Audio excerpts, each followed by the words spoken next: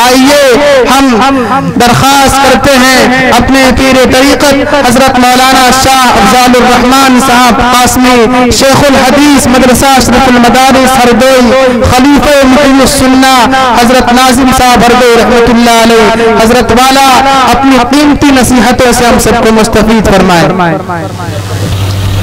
بسم اللہ الرحمن الرحیم،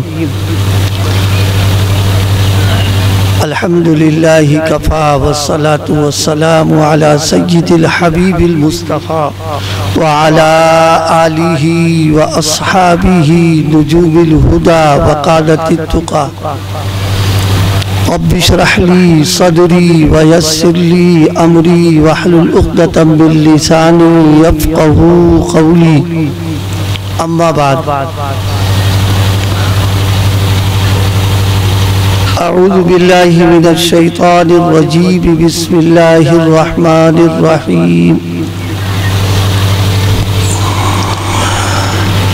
انا نحن نزلنا الذکر وانا له لحافظون۔ وقال النبی صلی اللہ علیہ وسلم خیرکم من تعلم القرآن وعلمہ۔ وقال النبی صلی اللہ علیہ وسلم خیرکم من قرأ القرآن واقرأ۔ وقال النبی صلی اللہ علیہ وسلم اسلم تسلم، او کما قال علیہ السلام۔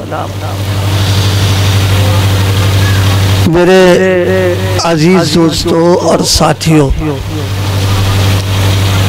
آج کا یہ پروگرام مدرسہ ضیاء العلوم کا جلسہ دستار بندی کے تعلق سے ہو رہا ہے۔ اللہ پاک کا فضل ہے، اس کا احسان ہے، ہم سب کو ایسی مجلس میں شرکت کی اور حاضری کی توفیق عطا فرمائی جو خالص قرآن پاک کی نسبت پر سجائی گئی ہے۔ اللہ پاک ہم سب کی اس حاضری کو قبول فرمائے، اور حضرات علماء کرام سے جو باتیں ہم نے سنی ہے، اللہ پاک ان باتوں کو قبول فرما کر ہم سب کو عمل کرنے کی توفیق عطا فرمائے۔ میں نے قرآن مجید کی ایک آیت کریمہ کا ٹکڑا اور نبی پاک صلی اللہ علیہ وسلم کے 3 ارشادات آپ کو پڑھ کر کے سنائے ہیں۔ اسی کے تعلق سے چند ضروری باتیں مختصر طور پر، اس لئے کہ ماشاءاللہ اللہ کی توفیق سے مقررین کی ایک فہرست ہے یہاں، اور ان منتظمین نے ہماری گزارش پر توجہ کی اور مجھ پر رحم فرما کر کے وقت پہلے دے دیا، تو زیادہ دیر نہیں، بس چند تھوڑی دیر میں چند باتیں عرض کر کے اپنی باتیں مکمل کروں۔ سب سے پہلی ایک بات ہم لوگوں کو ذہن میں رکھنے کی یہ ہے کہ اللہ پاک نے بے شمار نعمتیں، احسانات اور نوازشیں کر رکھی ہیں۔ اللہ کے احسانات اتنے ہیں کہ کوئی آدمی اس کی نعمتوں کو گن ہی نہیں سکتا ہے کہ کتنی نعمتیں اس نے ہم کو عطا فرمائی۔ انہی نعمتوں میں سے اللہ پاک کی سب سے بنیادی نعمت اور سب سے اہم نعمت وہ یہ کہ اللہ پاک نے ہمیں اور آپ کو مسلمان بنایا اور اسلام کی نعمت عطا فرمائی۔ یہ اللہ پاک کا سب سے بڑا انعام، سب سے بڑا احسان ہے، اور اس نعمت کے سلسلے میں ہماری کسی کوشش کا، ہماری کسی محنت کا، ہماری کسی جدوجہد کا کوئی دخل نہیں۔ اللہ پاک اگر چاہتا ہم کو پیدا ہی نہیں کرتا تو ہم کیا کر لیتے اس میں؟ اگر اللہ پاک یہ پیدا کیا انسان کے علاوہ کچھ اور بنا دیتا، کوئی درخت بنا دیتا، کوئی چڑیا بنا دیتا، کوئی جانور بنا دیتا، پہاڑ بنا دیتا، دریا بنا دیتا، تو بھی کوئی اختیار نہیں تھا اللہ پاک نے انسان بنایا، سب سے اعلیٰ اور اشرف مخلوق انسان بنا دیا اللہ پاک نے۔ اسی کے ساتھ اس کا انعام اور احسان یہ ہوا کہ ہم کو اسلام اور ایمان کی توفیق عطا فرمائی، جس کی بنیاد پر ہم اپنے آپ کو مسلمان کہتے ہیں۔ یہ اللہ پاک کا بہت بڑا انعام ہے۔ اے خدا قربان شبم کی احسان بر احسان کر دئی، اے خدا قربان شبم کی احسان بر احسان کر دئی، آدمیت دادئی بعدم مسلمان کر دئی، کہ اللہ آپ نے اتنا بڑا انعام کیا کہ ہم کو آدمی بنایا، ہم کو انسان بنایا، اور اسی کے ساتھ ساتھ آپ نے ہم کو مسلمان بنا دیا۔ یہ آپ کا بہت بڑا انعام اور بہت بڑا احسان ہے۔ اب میں آپ کو توجہ دلانے کے لیے عرض اتنا کرنا ہے، جب ہم مسلمان ہیں تو ہمارے مسلمان ہونے کا تقاضا کیا ہے؟ تقاضا یہ ہے کہ ہمارا اسلام ہماری زندگی میں نظر آنا چاہیے، ہماری زندگی ایسی ہو، ہماری معاشرت، ہمارے معاملات، ہمارے اخلاق، ہمارا رہن سہن، ہمارا اٹھنا بیٹھنا، چلنا پھرنا ایسا ہونا چاہیے کہ محسوس ہو رہا ہو کہ یہ مسلمان ہے، یہ اسلام ہے۔ ایسا رنگ چڑھ جانا یہ اسلام کا اور ایمان کا تقاضا ہے۔ ہم آپ سے پوچھیں، درخت ہے، آپ کہہ رہے کہ صاحب یہ آم کا درخت ہے، ظاہر سی بات ہے آم کے درخت ہونے کا مطلب تو یہ نکلے گا کہ جڑ بھی ہو، اور جڑ کے ساتھ میں شاخیں ہو، تنا ہو جناب والا، اس کے اندر پتے ہو، اس کے اندر جناب والا پھول و بور آ رہا، تب دنیا کہے گی کہ یہ جو ہے آم کا درخت ہے۔ لیکن اگر معلوم یہ ہوا کہ جناب جڑ تو موجود ہے، اوپر کوئی حصہ ہی نہیں، آپ لاکھ کہتے رہیے کوئی نہیں ماننے کو تیار ہوگا۔ درخت اسی وقت ہوگا جب اس کے پتے موجود ہوں، شاخیں موجود ہوں، اور کہنے کی ضرورت نہیں، دیکھ کر کے معلوم ہو جائے گا کہ یہ آم کا درخت ہے۔ لیکن اگر ببول لگا ہوا ہے اور آپ زبردستی کر رہے ہیں کہ نہیں صاحب یہ عام ہے، دنیا ماننے کو تیار نہیں ہوگی۔ جس طریقے سے درخت اپنے پتوں سے پہچانا جاتا ہے، درخت جس طرح اپنی شاخوں سے پہچانا جاتا ہے، درخت جس طریقے سے اپنے پھول اور پھل سے پہچانا جاتا ہے، اسی طریقے سے مسلمان اپنے نقل و حرکت اور شکل صورت سے، اپنے رہن سہن سے پہچانا جاتا ہے، اور اسلام کے انوارات ٹپکتے رہتے ہیں، معلوم ہوتا ہے کہ یہ آدمی مسلمان ہے۔ یہ ہمارے مومن ہونے کا، یہ ہمارے مسلمان ہونے کا تقاضا اور حق ہے کہ ہمارا اسلام نظر آنا چاہیے۔ یہ نہ ہو کہ بتانا پڑے کہ صاحب یہ مسلمان ہے، یہ ایمان والا ہے، یہ کلمے والا ہے، یہ نبی والا ہے، یہ نہیں، بلکہ فرمایا کہ ایسی زندگی ہونا چاہیے کہ اسلام کا رنگ اس کے اوپر چڑھا ہو اور کسی کو بتانا نہ پڑے، ایک نظر پڑ جانے کے بعد فوراً محسوس ہونے لگے کہ یہ مسلمان ہے اور اسلام والا ہے۔ ہم آپ سے پوچھیں، ہمارے ملک میں ایک محکمہ فوج کا ہے، اگر کوئی فوجی آ جائے تو آپ یہ بتاؤ اس کو بتانا پڑے گا کہ ہم فوجی ہیں یا فوج کے ملازم ہیں؟ نہیں، کوئی ضرورت نہیں پڑے گی، ایک نظر پڑے گی اور فوراً فیصلہ کر لیں گے کہ یہ سرکاری ملازم ہے، یہ فوج کا ملازم ہے، یہ فوجی آدمی ہے۔ بالکل اسی طریقے سے ہماری زندگی ایسی ہو کہ دیکھ کر کے آدمی یہ فیصلہ کر لے کہ یہ شخص اسلام والا ہے، یہ مسلمان ہے، یہ رسول پاک کا ماننے والا ہے، یہ رنگ ہمارے اوپر آ جانا چاہیے۔ اب زندگی ہماری اسلامی ہو हुजूर वाली हो, कुरान वाली हो, दीन वाली हो, इसके लिए दो बातों की जरूरत है। सबसे पहली चीज क्या है, उसको अर्ज करने से पहले मैं समझाने के तौर पर अर्ज करूँ आपसे। देखो आज के दौर में नई नई ईजादात, नई नई मशीनें, नई नई चीजें आ रही हैं। मशीन बनाने वाला जब मशीन बनाता है तो वो उसके चलाने का, उसके इस्तेमाल करने का, उसके बरतने का तरीका भी बता देता है कि इसको इस तरह चलाया जाएगा। चाहे कितनी कीमती मशीन हो और चाहे मामूली दर्जे की हो, लेकिन उसके चलाने का तरीका होगा, उसके इस्तेमाल करने का तरीका होगा। और हम जानते हैं मशीन के चलाने का जो तरीका होता है, बनाने वाले के हिसाब से अगर चलाया जाएगा तब तो उसका फायदा मिलेगा। लेकिन अगर हमने उसमें जरा सा दखल दे दिया अपनी मर्जी का, अपनी राय और अकल का, तो इतना बड़ा मजमा बैठा हुआ है, वो खुद इस बात का फैसला करे। बनाने वाले ने उसको बनाया और उसके चलाने का तरीका बता दिया, लेकिन अगर उसको हम बनाने वाले के हिसाब से न चलाएं, अपने हिसाब से हम चलाएं, आप यकीन मानिए वो मशीन चलेगी नहीं, बेकार हो जाएगी और नुकसान हो जाएगा। देखिए आजकल हम लोग रोजाना इस्तेमाल करते, हर वक्त हमारी जेबों में पड़ा हुआ मोबाइल है। मोबाइल कितनी कीमती चीज है, कितनी कितनी कीमत का आ रहा, और उससे नफा भी है, फायदा भी है, नुकसानात भी है।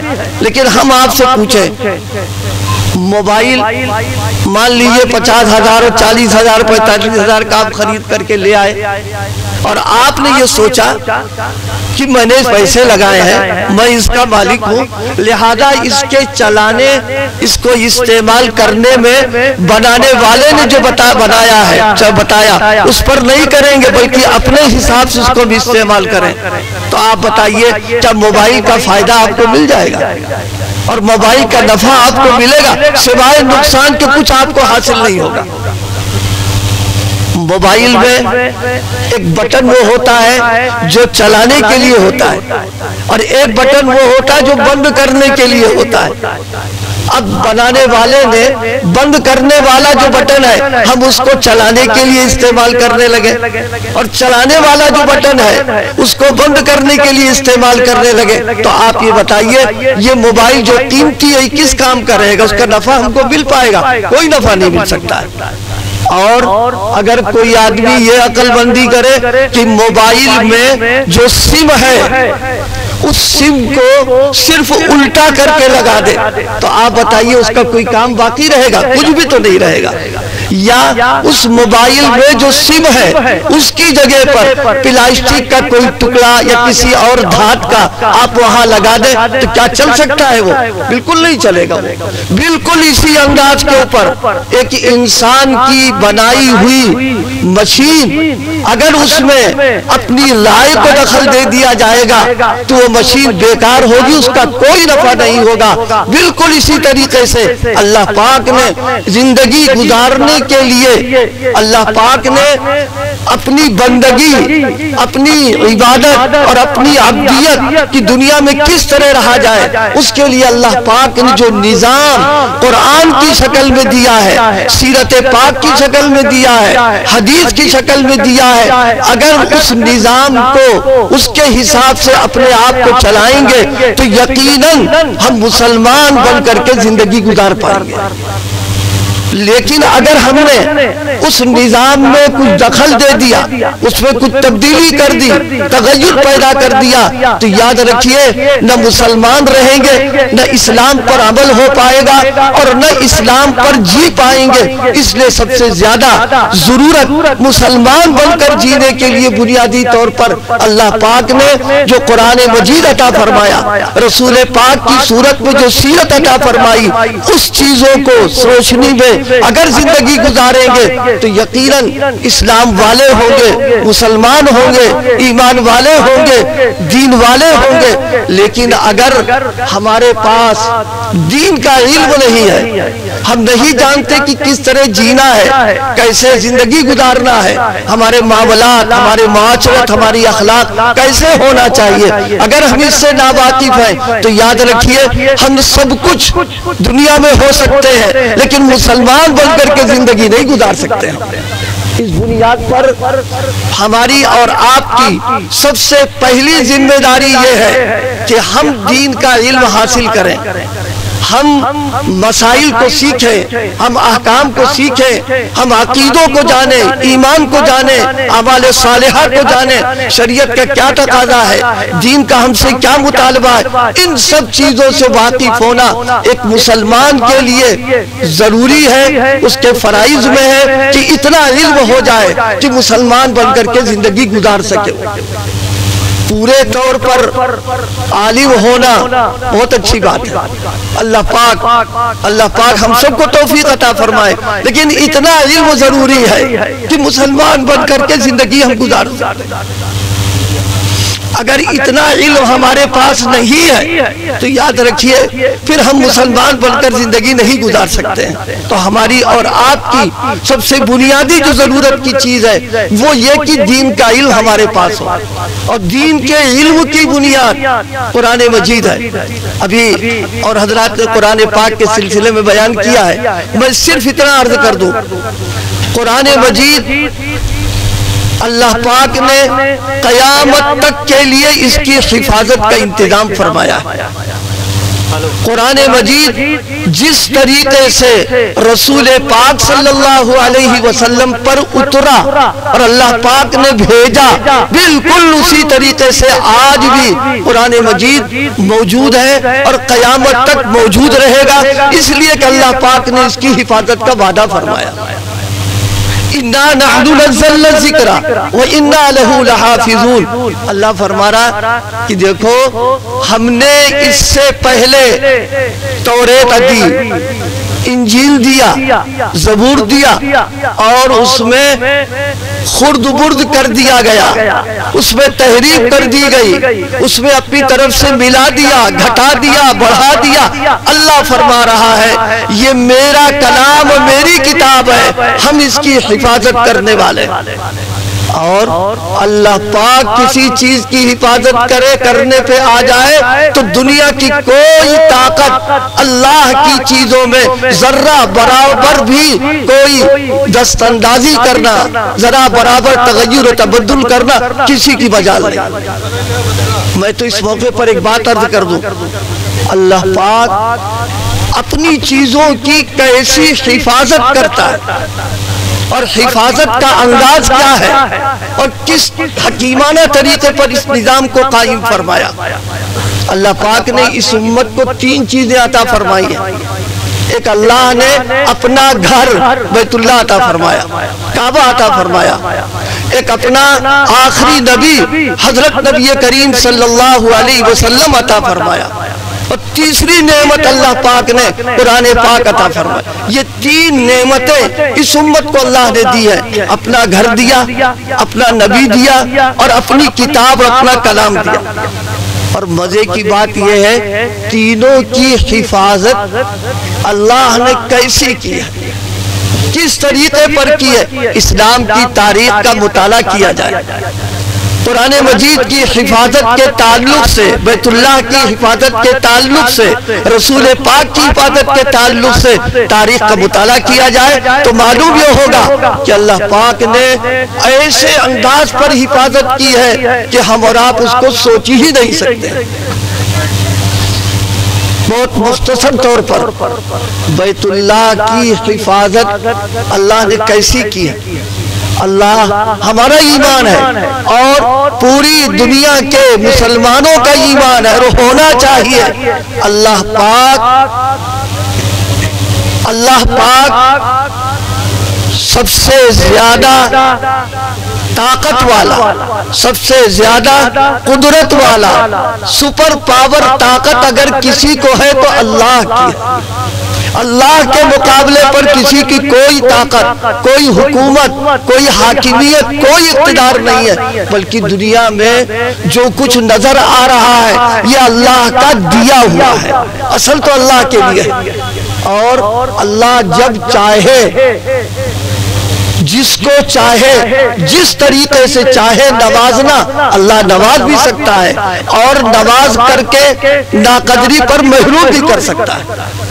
اللہ پاک نے بیت اللہ کی حفاظت جو فرمائی ہے، جب ابراہا نے ارادہ کیا تھا کہ بیت اللہ کی اینٹ سے اینٹ بجا دیں گے، اس کو ڈھا دیں گے، اس کا وجود ختم کر دیں گے، تو آپ بتائیے اللہ پاک نے حفاظت کا کیا انتظام کیا؟ کیا فرشتوں کو بھیجا یا فوج بھیج دی یا جناب والا سارے اسباب اختیار کیے؟ کچھ نہیں، بلکہ اللہ پاک نے اپنی ایک کمزور مخلوق چڑیا کو بھیجا، اور ان چڑیا کو بھیج کر کے ان کی چونچ میں اللہ پاک نے چھوٹے چھوٹے کنکر بھیج دیے تھے، اور اس کنکر کے ذریعے سے ان چڑیوں کے ذریعے سے اللہ پاک نے اپنے گھر کی حفاظت کا انتظام کیا، اور انتظام کر کے دنیا کو یہ بتا دیا کہ دیکھو میری چیز ہے، اس پر غلط نظر کبھی مت اٹھا کے دیکھیں۔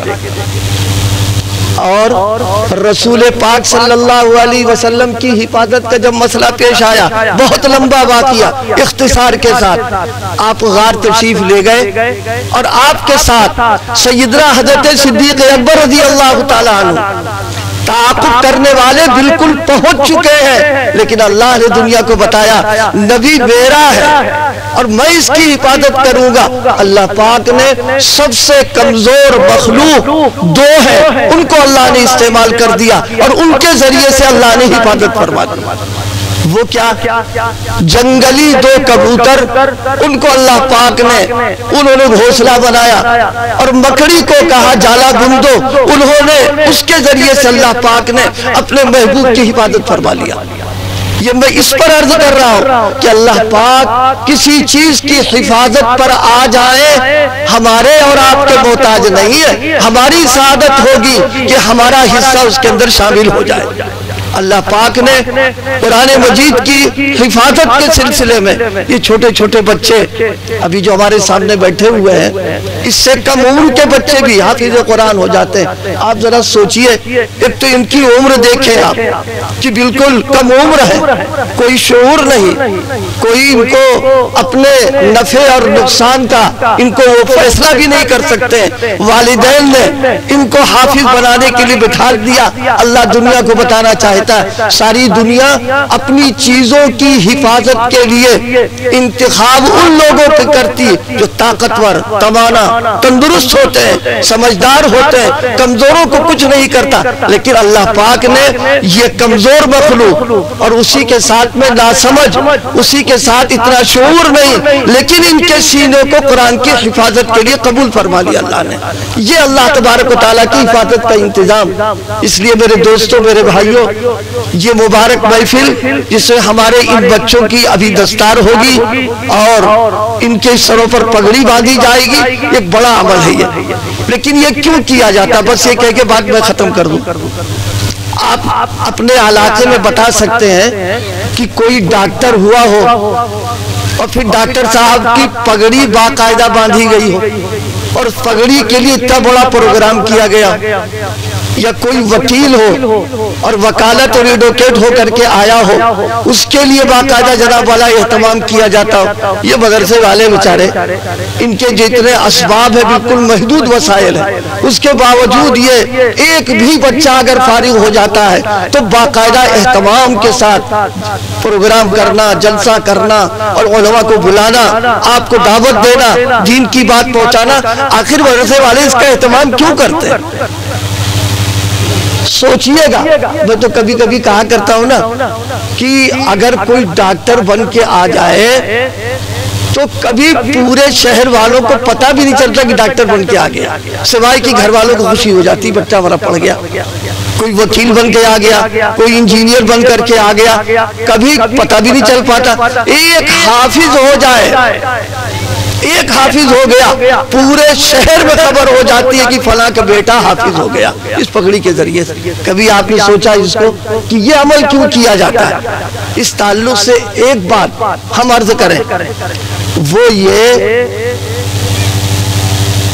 یہ حفاظ کرام، یہ علماء کرام در حقیقت حضرات انبیاء کرام علیہ السلام کے وارثین ہیں۔ ان کی جو وراثت ہے قرآن، شریعت، حدیث، اللہ پاک نے ان کو اس کا وارث بنایا، ان کو یہ دولت عطا فرمائی ہے۔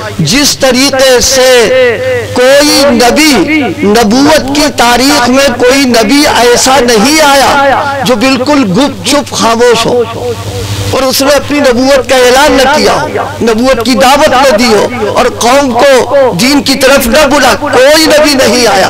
ہر نبی کے فرائض کے اندر ہے کہ اپنی نبوت کا اعلان کرے اور اپنی قوم کو اپنی نبوت کی طرف بلائے، یہ اس کے فرائض کے اندر کوئی نبی نہیں آیا۔ اسی طریقے سے اللہ پاک نے ہمارے اکابر کے دلوں میں یہ بات ڈال دی ہے کہ جس طرح نبی کی نبوت کا اعلان ہوتا ہے، اسی طریقے سے نبی کے وارثین کا بھی اعلان ہونا چاہیے، تاکہ پورے علاقے میں معلوم ہو جائے کہ نبی کا وارث پیدا ہو چکا ہے۔ اس بنیاد کے اوپر اس پروگرام کو کر کے ان کی بھی حوصلہ افزائی ہوتی ہے اور سارے لوگوں کو معلوم ہو جاتا ہے۔ اور ایک بات ذہن میں رکھیے گا، ایرے غیرے وارث نہیں ہوتے ہیں، یہ بھی سمجھ لیجیے۔ آپ کہیں سمجھ رہے ہوں گے کہ یہ مولانا مبشر صاحب پکڑ لائے کسی کو اور مدرسے میں بٹھا دیا، وہ وہاں سے پکڑ کے لیا، ایسا کوئی مسئلہ نہیں ہے۔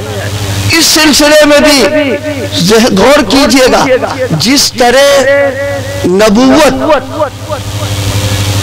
کسبی چیز نہیں ہے، کوئی آدمی نبی بننا چاہے اور سارے خاندان کے لوگ کہتے ہیں ہاں تم نبی تو آئی، نبوت کا اعلان کچھ نہیں، اتنے جوتے پڑیں گے دماغ صحیح ہو جائے گا۔ ہاں نبوت جو ہے اگر ہوتی اختیار میں تو وہ خبیث جو بہت پہلے نبوت کا اعلان کر چکا سب معاملہ بن جاتا اس میں، ایسا کوئی مسئلہ نہیں۔ سیرت کے حوالے سے میں ایک بات عرض کر دوں، حضرات علماء تشریف فرمائیں، رسول پاک صلی اللہ علیہ وسلم کی ولادت باسعادت جو قریب ہو رہی تھی تو جو اہل کتاب تھے ان کو تو معلوم تھا کہ سارا مسئلہ ہونے والا ہے۔ آپ کی ولادت کے قریب جب زمانہ آیا تو مکے کے کچھ لوگ تاجر تجارت کے ارادے سے باہر گئے۔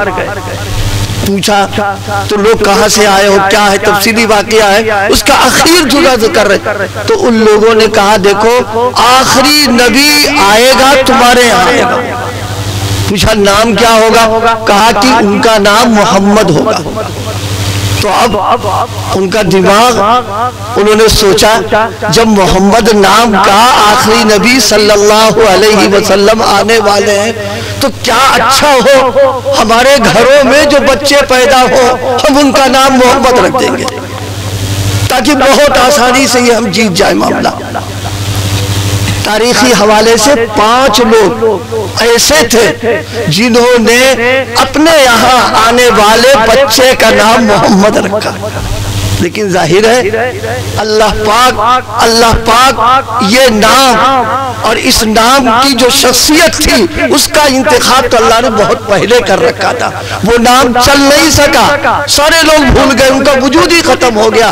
کیوں؟ اصلی جو محمد ہے جب ان کی تشریف آوری ہوگی تب اللہ پاک ان کو خاتم النبیین بنائے گا۔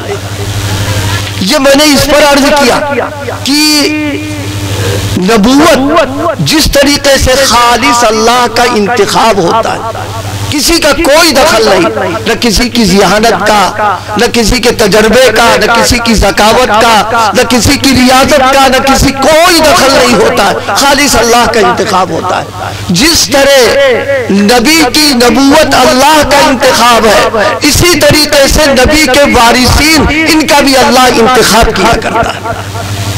اب ظاہر ہے جو لوگ بچے حافظ ہوئے ہیں یہ خوش نصیب ہے اس اعتبار سے کہ اللہ کی طرف سے ان کا انتخاب ہوا ہے۔ اسی انتخاب کی بنیاد پر ایک نعمت ان کو یہ مل گئی ہے کہ قیامت کے دن جس طرح اللہ رسول پاک شفاعت کریں گے، سفارش کریں گے، اللہ اس نسبت کی بنیاد پر کہ یہ وارث ہو گئے ہیں، اللہ ان کو بھی اپنے ان اعزاء کو جن کے لیے جہنم میں جانا بدعملی کی بنیاد پر ہو رہا، اللہ ان کو سفارش کا موقع عنایت فرمائے گا۔ نبی کو پوری امت کی شفاعت کا مسئلہ ہے اور ان کو جو ہے اللہ پاک 10 لوگوں کی سفارش کا مسئلہ عطا فرمائے گا۔ یہ اللہ پاک کی طرف سے ان کا انتخاب ہوا۔ اللہ پاک یہ نعمت ان کو مبارک کرے اور قدردانی کی توفیق عطا فرمائے، اور اسی کے ساتھ ساتھ میں اس کے حقوق کی ادائیگی کے لیے تا زندگی اللہ ان کو قبول فرمائے، اور ہم سب لوگوں کو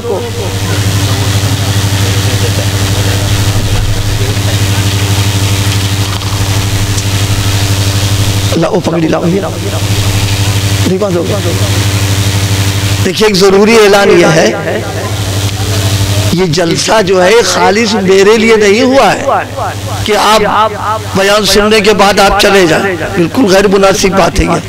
آپ حضرات بیان ختم ہونے کے بعد آخر تک تشریف رکھیں یہاں پر آپ، اس لیے کہ باہر سے آئے ہوئے علماء کرام ان کو بھی سننا یہ آپ کے ذمہ اس کا حق ہے، اور آخر تک آپ بیٹھیے۔ اگر آپ اٹھ کے گئے تو آپ کے بارے میں یہ آنے والے باہر کے جو مہمان ہیں کیا رائے قائم کریں گے؟